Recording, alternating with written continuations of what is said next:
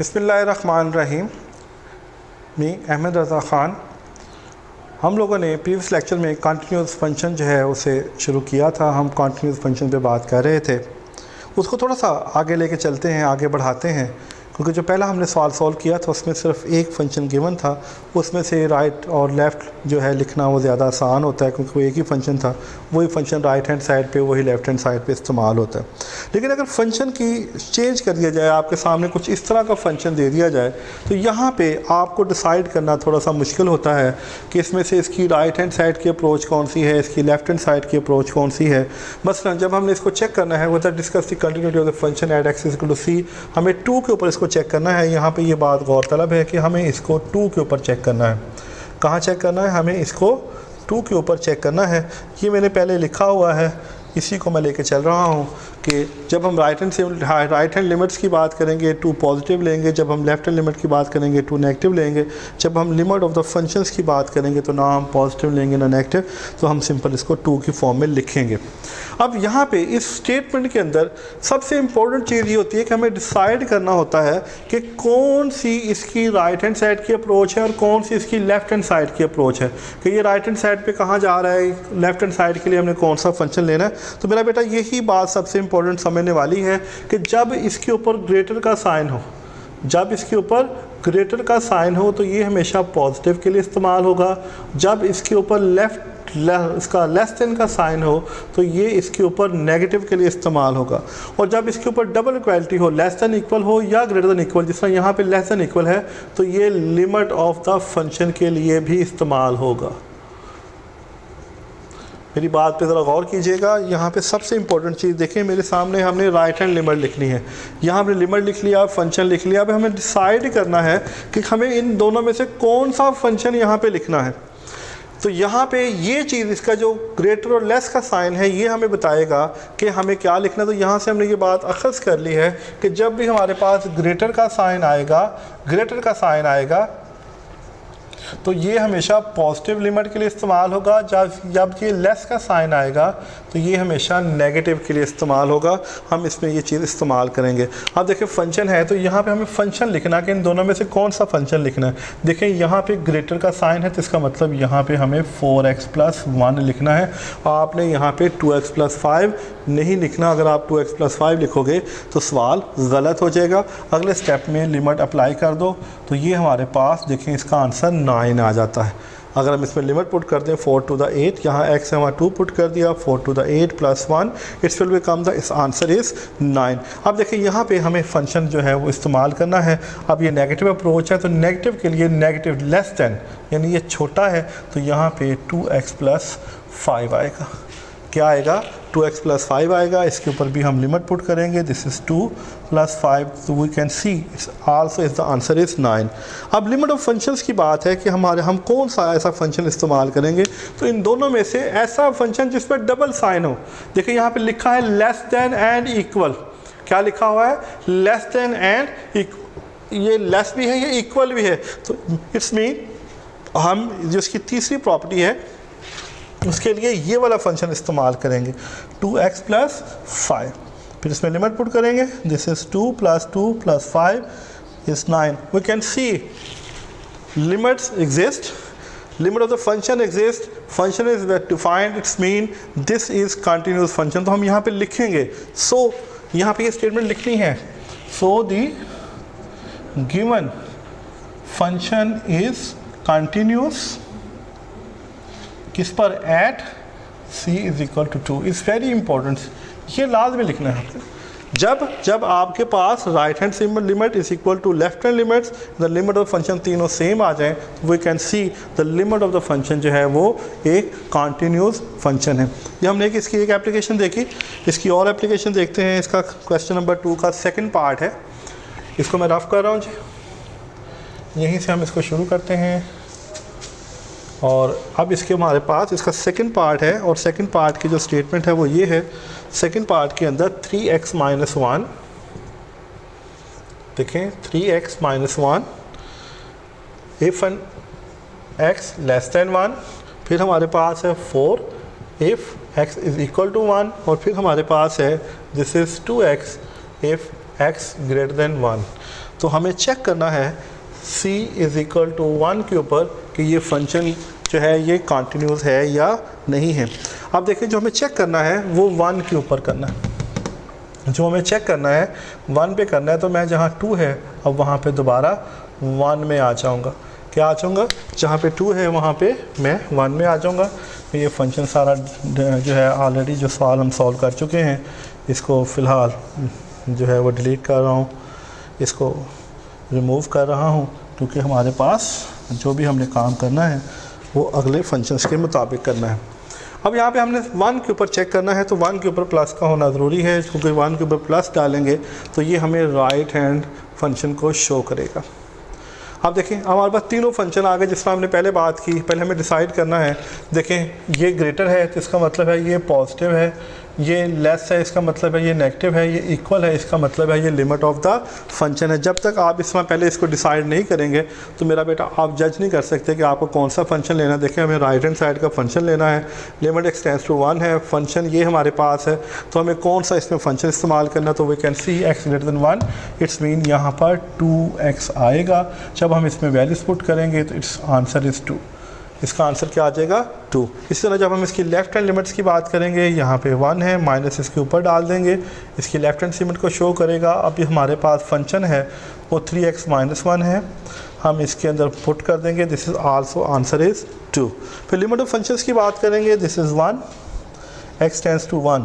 अब देखें यहाँ पे भी लेस देन इक्वल, यहाँ भी इक्वल नहीं है, लेकिन यहाँ उसने खुद बता दिया कि दिस इज़ इक्वल टू 1, यानी उसने यहाँ पे इक्वल 1 अलहदा लिख दिया। इसका मतलब यहाँ पे हमारे पास इक्वल के लिए 4 आएगा। जब लिमिट पुट करेंगे कोई कांस्टेंट फंक्शन है तो ये 4 ही रहेगा। अब यहाँ पे ये बात बड़ी गौरतलब है मेरा बेटा कि जब देखिए left hand limit is equal to right hand limit, इसका मतलब इसमें लिमिट एग्जिस्ट कर रही है, इसमें क्या कर रही है, लिमिट एग्जिस्ट कर रही है। लेकिन जो लिमिट ऑफ द फंक्शन है उसका आंसर 4 है, जो लिमिट ऑफ द फंक्शन है उसका आंसर क्या है 4।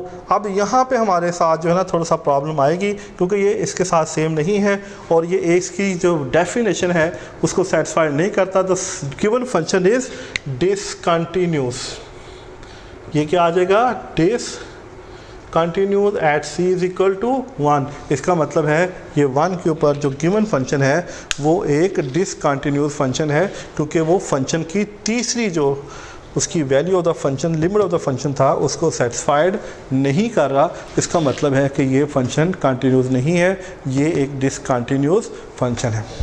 तो इस तरह हम इसके जो हैं और भी सवालात को देख सकते हैं। तो आगे बढ़ते हैं, देखते हैं कि हमारे पास जो है वो अगला क्वेश्चन जो है क्या है, हम उसे कैसे कर सकते हैं। लेट्स स्टार्ट जी क्वेश्चन नंबर 3। एक दफ़ा हम क्वेश्चन नंबर 3 स्टार्ट करते हैं जी। Is very very important question है, बहुत इंपॉर्टेंट क्वेश्चन है मेरा बेटा, इसको बहुत गौर से देखना, क्योंकि इसके अंदर एक ही टाइम में उसने 2 लिमिट्स को डिस्कस किया हुआ है। अभी जो हमने जितना भी काम किया उसके अंदर हमने सिर्फ एक लिमिट को डिस्कस किया था, लेकिन जो उसने नेक्स्ट हमें दिया है उसके अंदर उसने 2। क्वेश्चन नंबर है जी हमारे पास 3 और ये हमारे पास है जी फंक्शन, तो ये है जी 3x और इसमें f(x) less than equal to -2। फिर हमारे पास है x square -1 if -2 less than x less than 2 है, और फिर हमारे पास है 3 if x greater than equal to 2 है। और हमें इसे चेक करना है, डिस्कस, कहते हैं जी discuss continuity at x equal to and x is equal to -2। देखिए क्वेश्चन की स्टेटमेंट ही हमें बता रही है कि हमें इसकी 2 कंटिन्यूटीज को चेक करना है। पहले हमें इसके 2 के ऊपर चेक करना है और फिर हमें इसको -2 के ऊपर चेक करना है। फंक्शन एक ही है लेकिन लिमिट्स उसने चेंज कर दी हैं कि हमें इसको 2 के ऊपर चेक करना है और इसको हमने -2 के ऊपर चेक करना है। अब जब इस तरह के सवाल हमारे सामने आते हैं, क्योंकि ये एक कंबाइंड फंक्शन उसने दिया हुआ है, इस फंक्शन के अंदर -2 की लिमिट्स भी हैं, 2 की लिमिट्स भी है, तो इसमें से हमें फंक्शन को जो है जस्टिफाई करना कि ये राइट हैंड साइड के लिए कौन सा फंक्शन है, लेफ़्ट हैंड साइड के लिए कौन सा फंक्शन है, तो थोड़ी सी प्रॉब्लम आती है। इसलिए इसको थोड़ा सा फोकस करना, क्योंकि ये आपको अच्छे तरीके से आना चाहिए। बेसिकली यही एक इम्पॉर्टेंट सवाल इसके अंदर नज़र आता है। लेट्स सी मेरा बेटा, हम इसे स्टार्ट करते हैं। सबसे पहले जी राइट हैंड लिमिट, तो इसका मतलब है limit x tends to 2 positive, क्योंकि हम इसको 2 के ऊपर पहले चेक करेंगे फिर -2 पे चेक करेंगे। यहाँ भी limit x tends to 2 positive. अब देखिए हमें फंक्शन की वैल्यू लिखनी है। हमें यहाँ पे क्या लिखना है, हमें फंक्शन लिखना है कि अब हम इन तीनों में से कौन सा फंक्शन जो है वो इसका होना चाहिए, इसको सेटिस्फाइड करेगा। तो वी कैन सी, देखें यहाँ पे आ जाए, हमें नज़र आ रहा है कि x ग्रेटर दैन 2। पहले हमने 2 का रीजन देखना है। क्या देखना है, पहले हमने 2 का रीजन देखना है और 2 की अप्रोच देखनी है, 2 की लिमिट्स देखनी है। तो x greater then 2 it's mean इस फंक्शन इज़ 3, क्योंकि यहाँ पे 3 है, इसका मतलब है यहाँ पर 3 है। लिमिट पुट करेंगे तो इसका आंसर 3 आ जाएगा। लिमिट पुट करेंगे इसका आंसर क्या आ जाएगा, 3 आ जाएगा। इसी तरह फिर हम इसकी लेफ़्ट हैंड लिमिट की बात करेंगे जी। Limit x tends to 2 negative function, फिर this is limit x tends to 2। मैं फिर बार बार बताता चलूँ, ये माइनस इसकी लेफ़्ट हैंड अप्रोच को शो कर रहा है, ये पॉजिटिव इसकी राइट अप्रोच को शो कर रहा है। अब यहाँ पे हमें फंक्शन लिखना है।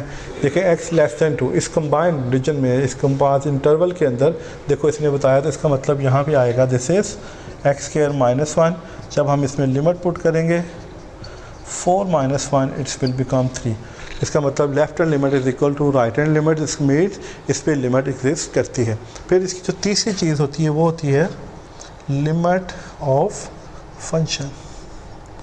क्या होती है लिमिट ऑफ फंक्शन, यहाँ पे आ जाएगा हमारे पास limit x tends to 2, this is function. जिस तरह हमने सबसे पहला सवाल किया था, देखें कि इसके अंदर से इन दोनों में से ये देखें, ये डबल इनक्वालिटी है, ग्रेटर दैन इक्वल, इसका मतलब ये इक्वल के लिए भी इस्तेमाल होगा। और यहाँ पे आ जाएगा 3। जब लिमिट पुट करेंगे 3, देखो इसके तीनों left limit is equal to right limit, इसकी लिमिट भी एग्जिस्ट करती है, लिमिट ऑफ द फंक्शन भी एग्जिस्ट करती है और फंक्शन भी जो है वो डिफाइंड है। तो ये कंटिन्यूस फंक्शन की डेफिनेशन को सेटिस्फाइड करता है। So the given function is continuous at x is equal to 2। तो यहाँ पर हम लिखेंगे so the given function is continuous, so the given function is continuous at x is equal to 2 लिख लें या c is equal to 2 लिख लें। तो इसका मतलब है ये एक कंटिन्यूस फंक्शन है। तो ये हमने सिर्फ पहले मरले में हमने इसको 2 पे चेक किया। किस पे चेक किया, 2 पे, 2 के ऊपर ये कंटिन्यूस है। तो अब हम थोड़ा सा आगे बढ़ते हैं और आगे बढ़ेंगे। अब हमें इसे चेक करना है x इज़ इक्वल टू -2 के ऊपर। तो हम इसको 2 को -2 में कन्वर्ट कर देते हैं। यहाँ से ये ख़त्म हो जाएगा सारा और एक दफ़ा फिर दिस इज़ माइनस आ जाएगा इसके साथ, और यहाँ से ये वाली वैल्यूज़ क्योंकि फंक्शन अब चेंज होंगे हम ख़त्म कर देते हैं। चलें जी, अब -2 पे चेक करते हैं। -2 के लिए मेरा बेटा ये इंटरवल बनता है। तो पहली बात पॉजिटिव, देखें यहाँ पे x greater than -2 is mean these are positive function for -2। Now I am again tell you कि this for is -2 it's mean x² -1।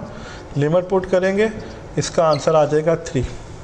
फिर लेफ्ट हैंड लिमिट्स, लेफ्ट के लिए देखो x लेस देन, यहाँ पे आ जाएगा 3x। लिमिट पुट करेंगे 3 - 2 इज़ इक्वल टू -6।